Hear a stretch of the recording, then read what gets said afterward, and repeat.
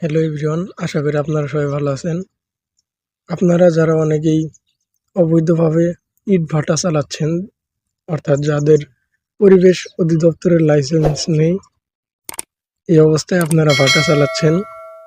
আপনারা ভাটা ছেড়ে অন্যত্র কাজ বা ব্যবসা বাণিজ্যের পরিকল্পনা করুন, না হলে কিন্তু আপনারা ভবিষ্যতে তাল মিলিয়ে চলতে পারবেন না। কারণ সাম্প্রতিক সময়ে 19 সেপ্টেম্বর 2024-এ পরিবেশ বিষয়ের এবং জলবায়ু পরিবর্তন বিষয়ের উপদেষ্টা রিজওয়ানা হাসান বলেছেন, তিনি একটি সভার আয়োজন করেছিলেন পরিবেশ অধিদপ্তর মন্ত্রণালয়ে, এবং সবাই তিনি উল্লেখ করেছেন যে আমাদের শুধু ভবন নির্মাণই নয়, আমাদের সুস্থভাবে বেঁচে থাকতে হবে।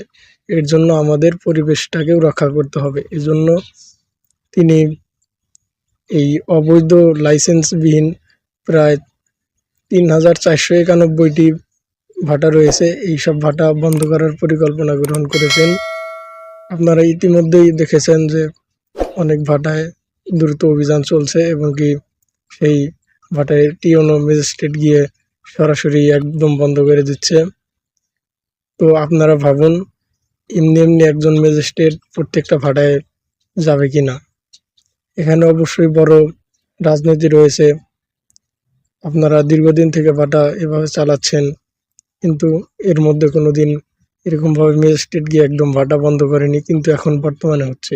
কারণ আপনারা যতই চেষ্টা করেন না কেন, এই সরকার আপনাদেরকে এই ভাটা চালাতে দেবে না, এবং অন্যভাবে ইট তৈরি বা ভবন নির্মাণের জন্য যে ইট তৈরি সেগুলোর ব্যবস্থা করবে। তো আপনাদের এখন থেকেই উচিত এই ভাটা ছেড়ে দিয়ে অন্য ব্যবসা বাণিজ্যের পরিকল্পনা করা। কেননা আজ হোক কাল হোক আপনাদের এই ভাটা রাখতে দেবে না, এবং কি আপনারা চালাতে পারবেন না। আপনারা বিগত সরকারের আমলেও শুনেছেন যে ভাটা চালাতে দেবে না, কিন্তু এইভাবে একদম টিওনো ম্যাজিস্ট্রেট গিয়ে যে ভাটা একবারে বন্ধ করে দেবে, আপনারা কিন্তু কখনো এমনটা ভাবেননি। কিন্তু দেখুন বর্তমান সময়ে এরকমটা হচ্ছে।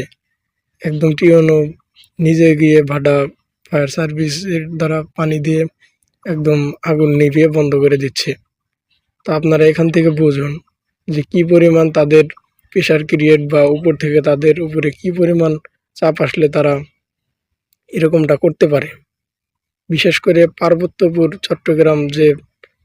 চট্টগ্রামে যে ইট ভাটা অবৈধ ভাটাগুলো রয়েছে, এই ভাটাগুলোর চালানোর জন্য আরও পরিবেশের উপর বেশি প্রভাব পড়ছে।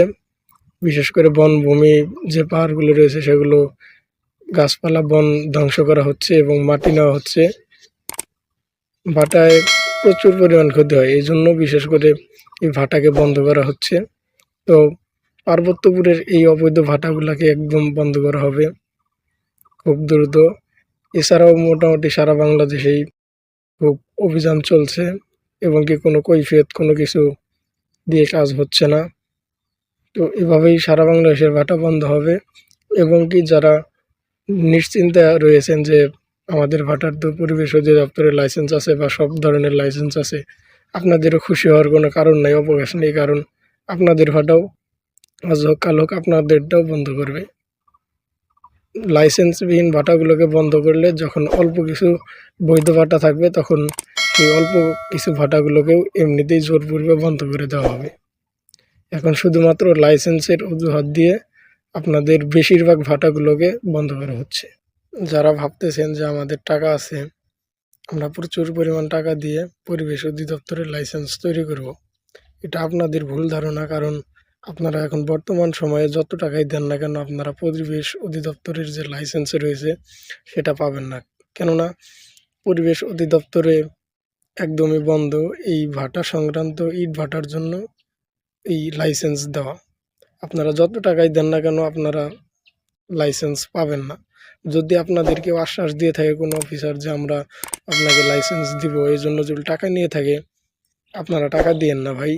আপনাদেরকে জীবনেও লাইসেন্স দিবে না, ওটা শুধুমাত্র আপনাদেরকে আশ্বাস দিয়ে রাখবে, এবং কি আপনারা লাইসেন্স পাবেন না। আপনাদের বুদ্ধিমানের কাজ হবে এখন এই পেশা ছেড়ে দিয়ে অন্যত্র ব্যবসা বাণিজ্যের পরিকল্পনা করা। ধন্যবাদ।